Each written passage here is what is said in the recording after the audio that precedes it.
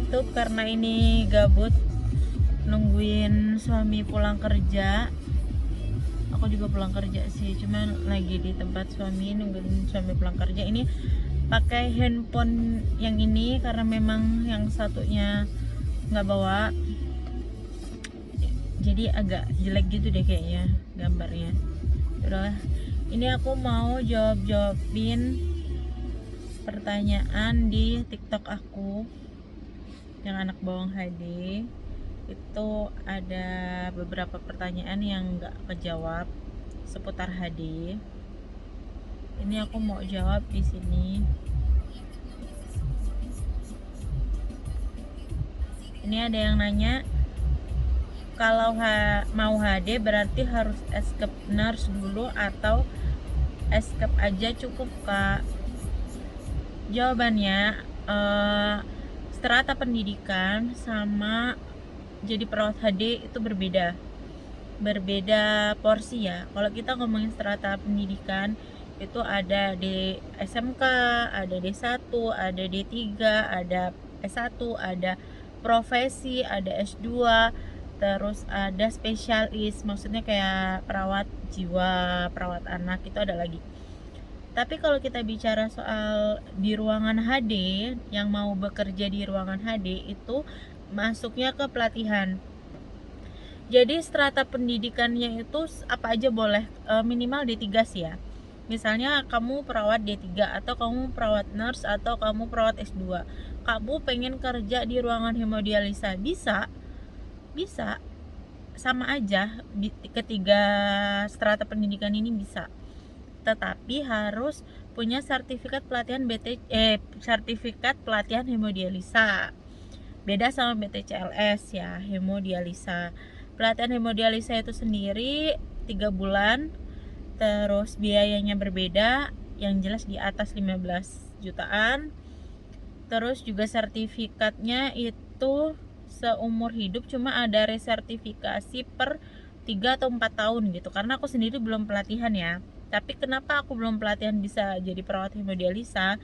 Karena dari pengalaman di klinik hemodialisa. Kenapa bisa masuk di klinik hemodialisa? Karena belum berpengalaman sebelumnya. Karena coba-coba sih aku dulu. Jadi gitu solusinya buat yang pengen masuk hemodialisa tapi belum punya pengalaman, cari dulu pengalaman di klinik-klinik khusus cuci darah atau hemodialisa. Gitu, jadi beda ya. Strata pendidikan sama jadi perawat HD itu pelatihan sendiri. Itu kayak keahlian khusus sendiri, kayak kamu mau jadi perawat K3, mau jadi perawat gawat darurat, itu kan ada pelatihannya sendiri.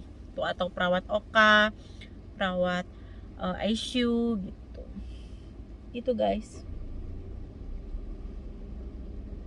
Terus ada pertanyaan lagi, kalau D3 harus S1 dulu baru nurse atau bisa langsung ambil nurse? Setahu aku kalau D3 itu harus S1 dulu baru ambil nurse. Terakhir sih aku tahu di Poltekkes itu ada yang nurse langsung ya, tapi nggak tahu kelanjutan kabarnya apakah dari D3 bisa langsung nurse atau nggak tahu. Tapi setahu aku terakhir informasi yang aku dapat itu kalau mau nurse harus S1 dulu. Jadi D3 3 tahun, nambah S1 2 tahun, nambah nurse 1 tahun, total sekolah 6 tahun. Jadi kalau dari SMA langsung nurse itu cepet, 5 tahun aja. Jadi dari SMA S1 4 tahun, nurse setahun 5 tahun sekolahnya. Tapi kalau dari SMA ke D3, D3-nya 3 tahun, S1-nya 2 tahun jadi 5 tahun, nurse-nya setahun, totalnya 6 tahun. Aduh, pusing saya sekolah terus.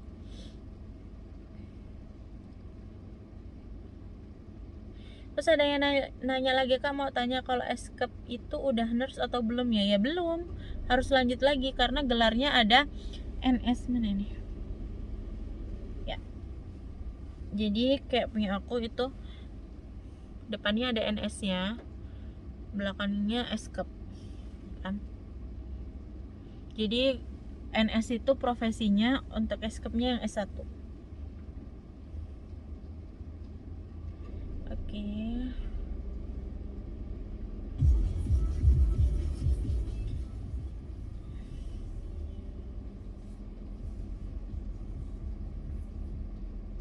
sih. Kayak bacain komentar-komentar itu seru, mau dijawab-jawab juga seru, cuma kadang mau jawab aduh lupa gitu. Terus juga kadang mau dijawab di TikTok kayak gini kayak pede nggak pede gitu.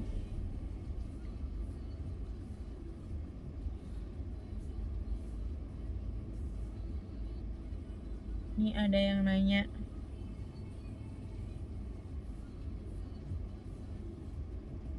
nih ada yang nanya nih,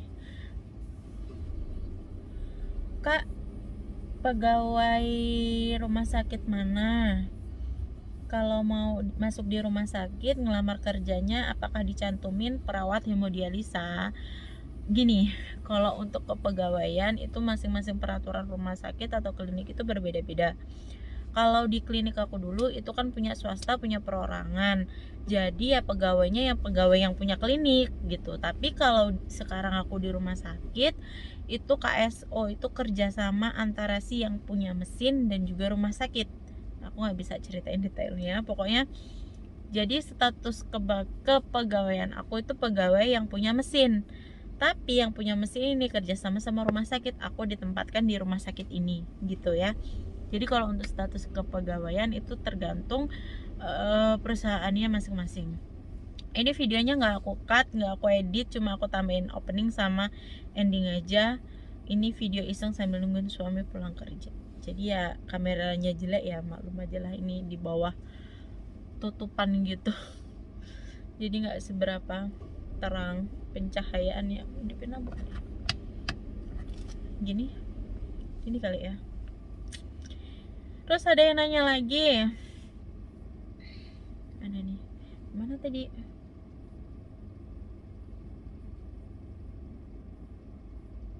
Kak, kalau cuci darah itu berapa lama?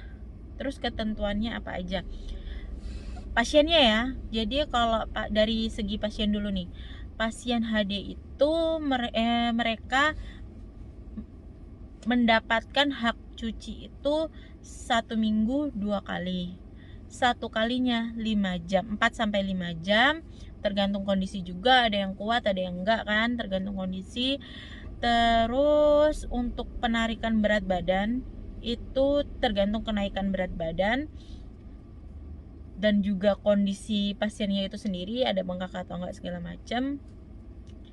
Terus juga untuk masalah makan, sebenarnya baiknya kalau sebelum cuci darah itu baru makan. Jadi pada saat HD makan nggak apa-apa sih, karena nanti bakal kecuci, tapi itu kan takutnya nggak maksimal. Walaupun HD makan itu 1 jam sebelum HD selesai harus sudah selesai berhenti makan atau minum, karena nanti nggak ketarik lagi, percuma dong tadi narik 3 kilo makannya banyak, nah tetap aja kurangnya nanti waktu pulang timbangnya nggak nyampe 3 kilo gitu. Jadi yang belum tahu kenapa saya bilang tadi tarikan segala macam, jadi pasien hemodialisa itu kan banyak yang tidak bisa kencing, susah BAB, itu banyak yang seperti itu. Ini nggak semua ya, banyak.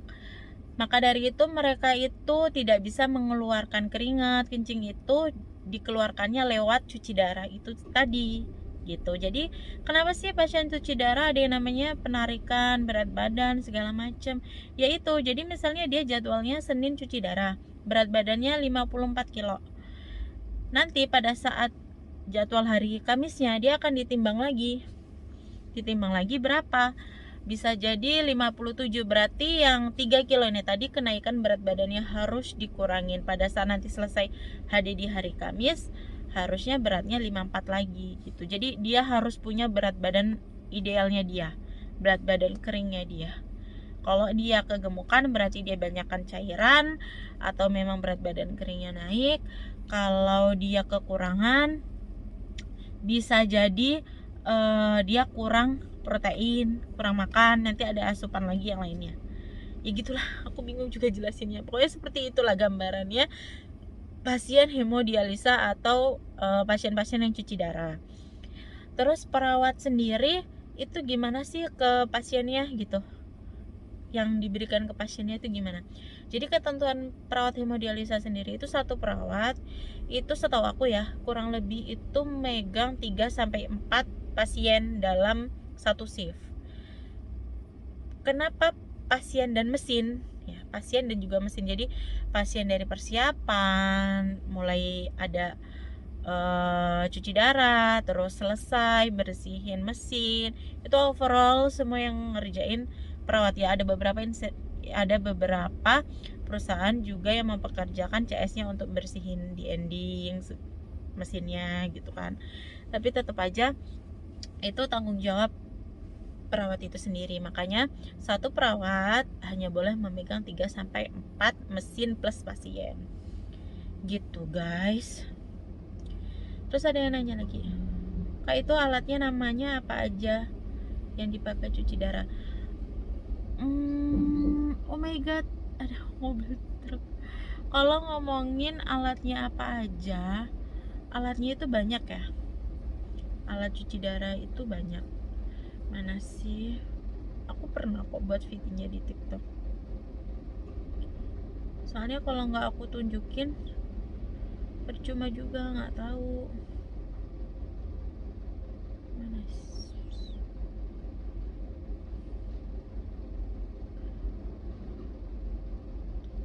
Ada orang, guys.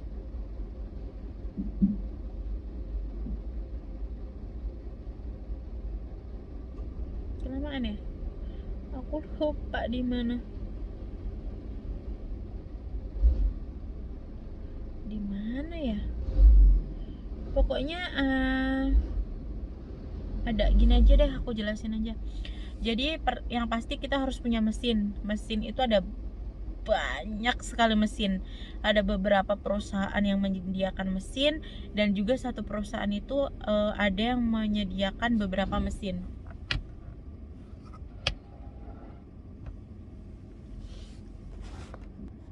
Oke, iklan ya. Lanjut. Jadi ada beberapa perusahaan yang punya mesin, dan perusahaan itu sendiri punya beberapa mesin. Jadi kalau dibilang alatnya, yang pasti yang pertama harus punya mesin. Mesinnya dari mana aja sama aja, tergantung kita bisa makainya. Sebenarnya bisa aja sih pasti, karena ada belajarnya gitu untuk pakai mesin itu. Selanjutnya ada yang namanya bloodline. Bloodline itu selang yang terhubung di mesin, untuk aliran darahnya. Mana ya? Nih, itu yang ada merah-merah, yang selang yang ada warna merahnya, itu selang bloodline namanya. Itu untuk darah keluar dan masuk ke tubuh pasien. Jadi itu bloodline. Terus yang kedua namanya dialiser. Selanjutnya dialiser nih, tabung. Dialiser ini nih pengganti fungsi ginjalnya. Itu. Terus ada juga namanya AV fistula. AV fistula itu jarum. Jarum, tapi bukan hanya jarum, dia jarum yang ada selangnya juga. Jadi jarum ada selang panjangnya. Itu untuk mau akses di sini, ada yang keluar dan ada yang masuk. Sama kayak selang si bloodline tadi, ada yang keluar dan juga ada yang masuk, yang nanti akan dihubungkan ke dialiser atas dan bawah nih, merah dan biru. Kurang lebih seperti itu gambarannya. Terus juga ada selang infus, ada juga SPED 5cc, ada juga SPED 1cc, ada heparin, ada juga kapas, plester, ya banyak lah sebenarnya. Terus cairan asid bikarbonat, terus juga untuk bersihin mesinnya ada sitrit, ya banyak lah. Untuk alat-alatnya itu lumayan banyak itu ya. Terus ada yang nanya lagi, Kak, apakah pasien HD ada yang sembuh nggak cuci darah? Sejauh ini aku baru nemuin satu pasien aku di klinik. Kayaknya agak tinggi. Pasien aku di klinik ada yang udah pernah sembuh. Jadi dia belum sempat pasang semino, belum sempat pasang CDL, cuci darah sekitar 10 kalian. Itu alhamdulillah kata dokternya sendiri itu udah bisa ureum kreatininnya udah mulai normal, terus juga dia udah bisa memang bisa kencing, terus juga ya sudah membaik, HB-nya juga bagus. Jadi pelan-pelan bisa lepas cuci darah, pelan-pelan lah, mulai dari seminggu 2 kali jadi seminggu sekali, terus tiba-tiba nggak cuci darah. Itu baru 1 kali aku nemuin itu pasien aku di klinik, aku inget banget. Tapi sejauh ini juga yang aku tahu lebih besar kemungkinan untuk tetap cuci darah, ya selama mungkin cuci darah kalau udah cuci darah gitu. Karena memang kan itu tergantung dari pribadi masing-masing ya, masing-masing tubuh itu berbeda-beda walaupun sama-sama judulnya cuci darah, cuma berbeda-beda. Ada yang bisa sembuh, ada yang enggak, ya kemungkinannya ya berapa persen lah untuk bisa sembuh, itu bisa 20% atau enggak nyampe, sedikit lah kemungkinannya kalau udah cuci darah. Terus juga masalah ini ya, akses. Sedikit nih nambahin soal tadi kan alat dan bahan untuk cuci darah. Sekarang masalah akses itu ada 3 setahu aku ya: Simino, CDL, femoral. Femoral itu untuk yang baru pertama kali cuci, itu ditusuknya di paha dan di tangan. Terus juga yang Simino di tangan dua-duanya. Terus kalau CDL itu ada pasang selang, bisa di sini, bisa di leher, bagian sini lah.